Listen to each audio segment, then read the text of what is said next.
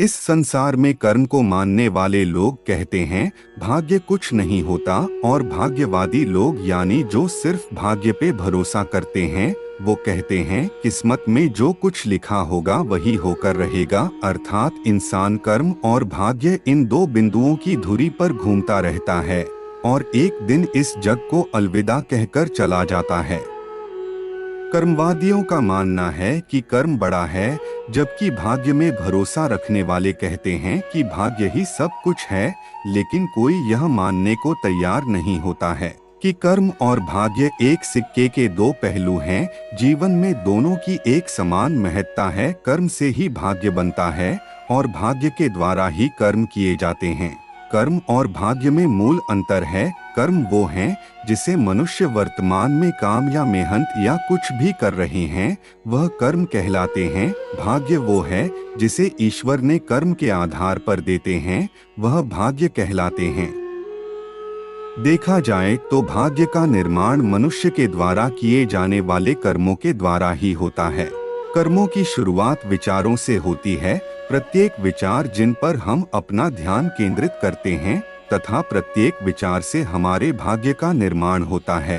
भाग्य का जनक होने से कर्म ही श्रेष्ठ है। दूसरे शब्दों में कहें तो कर्मफल ही भाग्य है। कर्म से ही भाग्य का निर्माण होता है। कर्म श्रेष्ठ है, भाग्य बड़ा या कर्म। आइए इसे एक प्रेरणादायक कहानी के माध्यम से समझते हैं। नमस्कार मित्रों, सुख समृद्धि ज्ञान चैनल पर आपका स्वागत है। अगर आप भाग्य माता लक्ष्मी जी के भक्त हैं तो कमेंट में जय महालक्ष्मी माता जरूर लिखें। तो चलिए दोस्तों, ज्यादा विलंब ना करते हुए कहानी को शुरू करते हैं। एक जंगल के दोनों ओर अलग अलग राजाओं का राज्य था और उसी जंगल में एक महात्मा रहते थे जिन्हें दोनों राजा अपना गुरु मानते थे। उसी जंगल के बीचों बीच एक नदी बहती थी। अक्सर उसी नदी को लेकर दोनों राज्यों के बीच झगड़े फसाद होते रहते थे। एक बार तो बात बिगड़ते बिगड़ते युद्ध तक आ पहुंची। कोई भी राजा सुलह को तैयार नहीं था, सो युद्ध तो निश्चय ही था। दोनों राजाओं ने युद्ध से पहले महात्मा का आशीर्वाद लेने की सोची और पहुंच गए जंगल की उस कुटिया में जहां महात्मा रहते थे।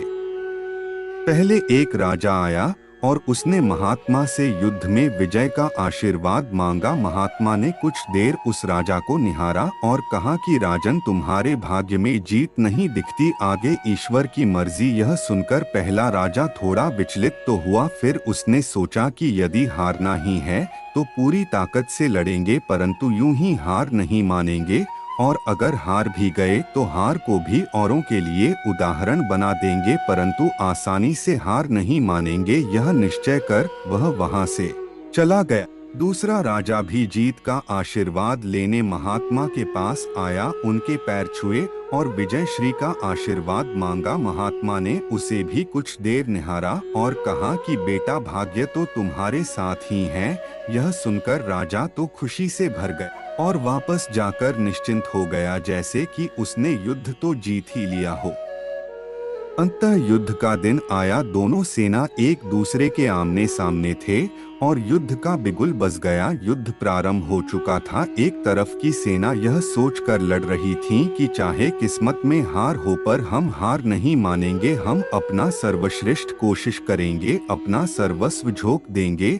और वहीं दूसरी तरफ की सेना एक निश्चिंत मानसिकता के साथ लड़ रही थी कि जितना तो हमें ही है तो घबराना कैसा। लड़ते लड़ते दूसरी सेना के राजा के घोड़े के पैर का नाल भी निकल गया और घोड़ा लड़खड़ाने लगा, पर राजा ने ध्यान ही नहीं दिया, क्योंकि उसके दिमाग में एक ही बात चल रहा था कि जब जीत मेरे भाग्य में है ही फिर किस बात की चिंता। कुछ ही क्षण बाद दूसरे राजा का घोड़ा लड़खड़ाकर गिर गया, जिससे राजा भी जमीन पे गिर पड़ा और घायल हो गया और वह दुश्मनों के बीच घिर गया। पहले राजा के सैनिकों ने उसे बंधक बना लिए एवं उसे अपने राजा को सौंप दिया। युद्ध का निर्णय हो चुका था। युद्ध का परिणाम बिल्कुल महात्मा के भविष्यवाणी के उलट था। निर्णय के बाद महात्मा भी वहां पहुंच गए। अब दोनों राजाओं को बड़ी जिज्ञासा थी कि आखिर भाग्य का लिखा बदल कैसे गया। दोनों ने महात्मा से प्रश्न किया कि गुरुवर, आखिर ये कैसे संभव हुआ। महात्मा ने मुस्कुराते हुए उत्तर दिया, राजन, भाग्य नहीं बदला, वो बिल्कुल अपने जगह सही है। पर तुम लोग बदल गए हो। उन्होंने विजेता राजा की ओर इशारा करते हुए कहा कि अब आपको ही देखो राजन, आपने संभावित हार के बारे में सुनकर दिन रात एक कर दिया। सब कुछ भूलकर आप जबरदस्त तैयारी में जुट गए, यह सोचकर कि परिणाम चाहे जो भी हो पर हार नहीं मानूंगा। खुद हर बात का ख्याल रखा, खुद ही हर रणनीति बनाई, जबकि पहले आपकी योजना सेनापति के भरोसे युद्ध लड़ने की थी।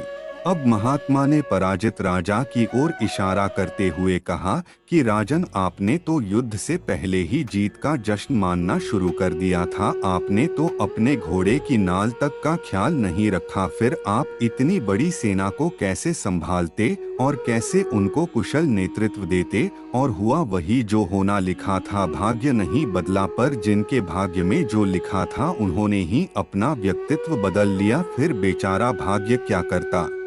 दोस्तों, हमें इस कहानी से यह सीख मिलती है कि भाग्य उस लोहे की तरह वहीं खींचा चला जाता है जहां कर्म का चुंबक हो। हम भाग्य के अधीन नहीं हैं, हम तो स्वयं भाग्य के निर्माता हैं।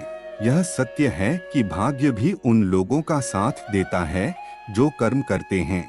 किसी खुरदरे पत्थर को चिकना बनाने के लिए हमें उसे रोज घिसना पड़ेगा। ऐसा ही जिंदगी में समझें, हम जिस भी क्षेत्र में हो, स्तर पर हो, हम अपना कर्म करते रहें बिना फल की चिंता किए। तो मित्रों, आज के लिए इतना ही।